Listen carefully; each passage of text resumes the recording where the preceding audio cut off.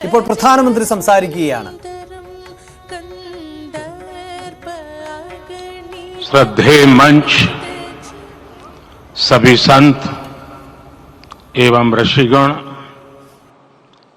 यहां उपस्थित और विश्व के कोने कोने में हम सबसे साथ जुड़े हुए सभी राम भक्त, आप सबको प्रणाम, आप सबको राम राम।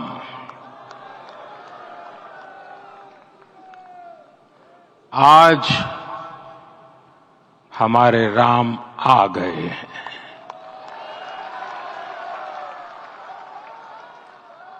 सदियों की प्रतीक्षा के बाद हमारे राम आ गए हैं।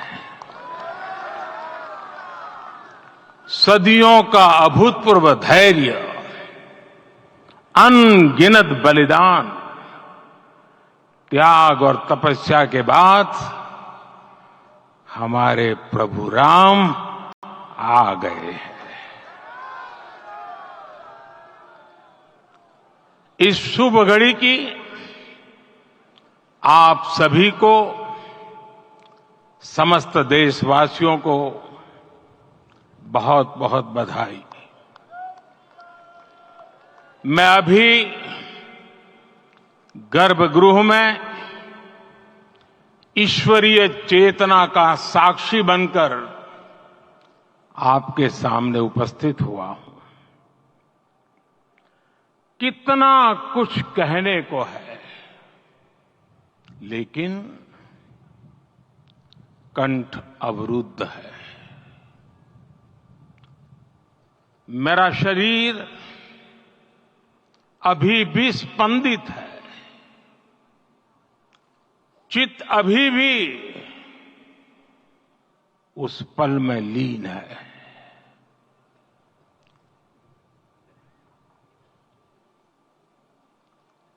हमारे रामलला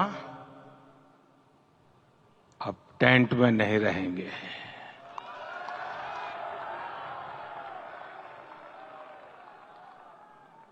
हमारे रामलला अब इस दिव्य मंदिर में रहेंगे।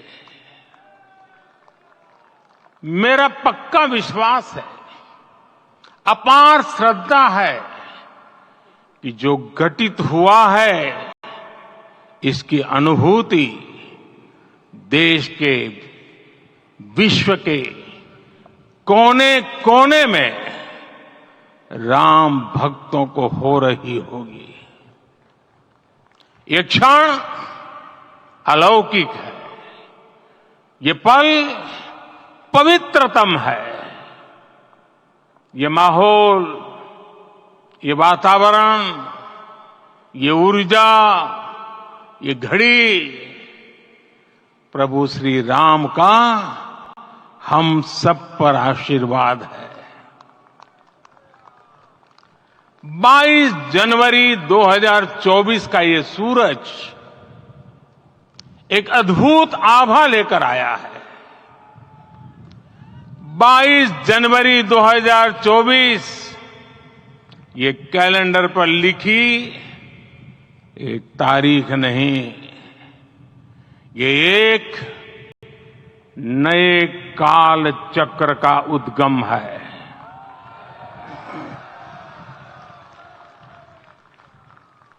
राम मंदिर के भूमि पूजन के बाद से प्रतिदिन पूरे देश में उमंग और उत्साह बढ़ता ही जा रहा था।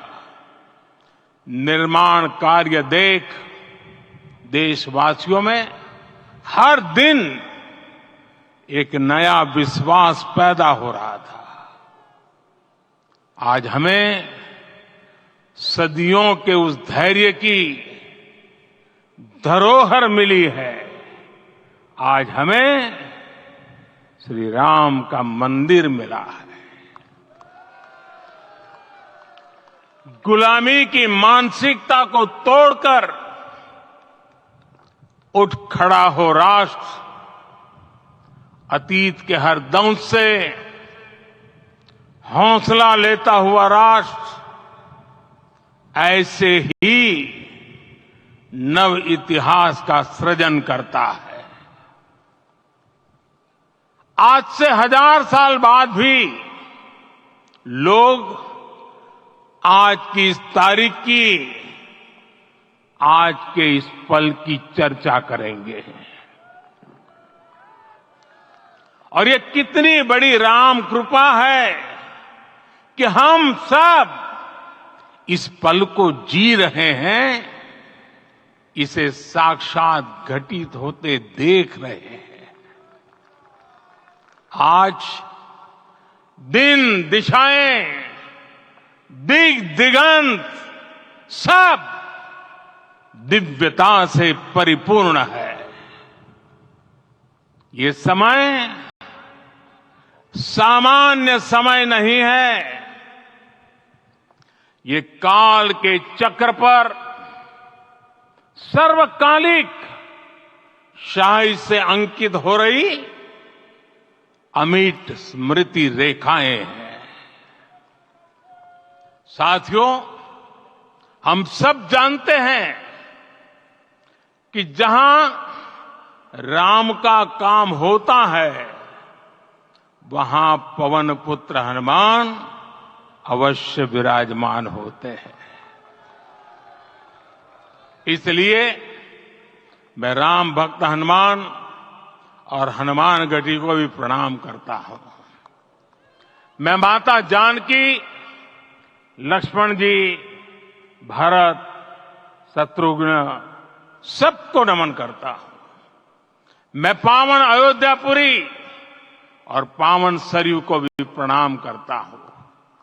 मैं इस पल दैवीय अनुभव कर रहा हूं कि जिनके आशीर्वाद से ये महान कार्य पूरा हुआ है। वे दिव्य आत्माएं, वे दैवीय विभूतियां भी इस समय हमारे आसपास उपस्थित है। मैं इन सभी दिव्य चेतनाओं को भी कृतज्ञता पूर्वक नमन करता हूं। मैं आज प्रभु श्री राम से क्षमा याचना भी करता हूं। हमारे पुरुषार्थ, हमारे त्याग, तपस्या में कुछ तो कमी रह गई होगी कि हम इतनी सदियों तक ये कार्य कर नहीं पाए। आज वो कमी पूरी हुई है।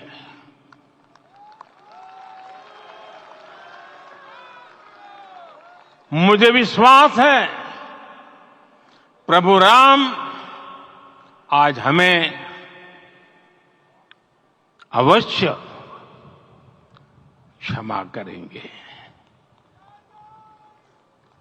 मेरे प्यारे देशवासियों, त्रेता में राम आगमन पर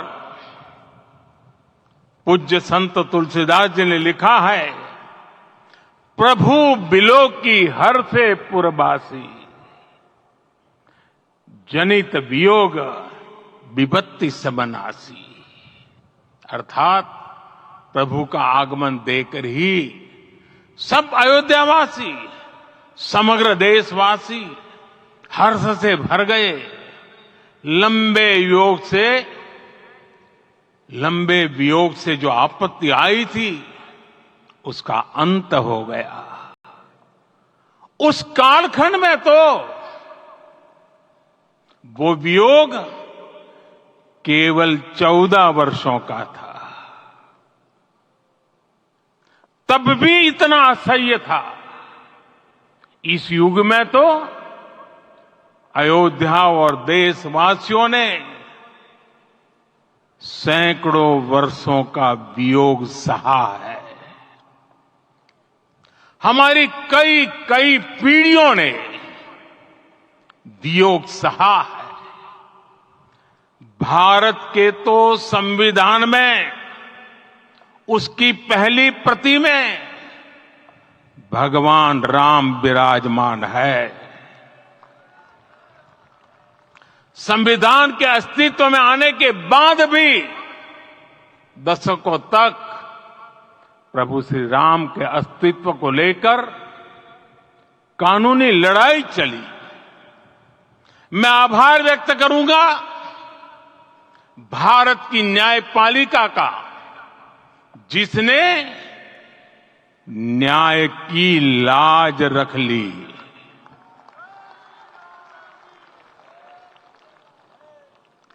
न्याय के पर्याय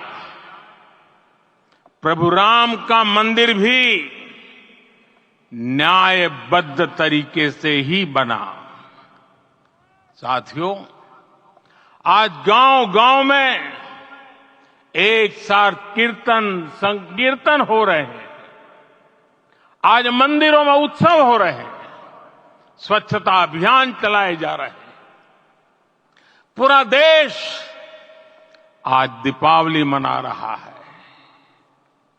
आज शाम घर घर राम ज्योति प्रज्वलित करने की तैयारी है।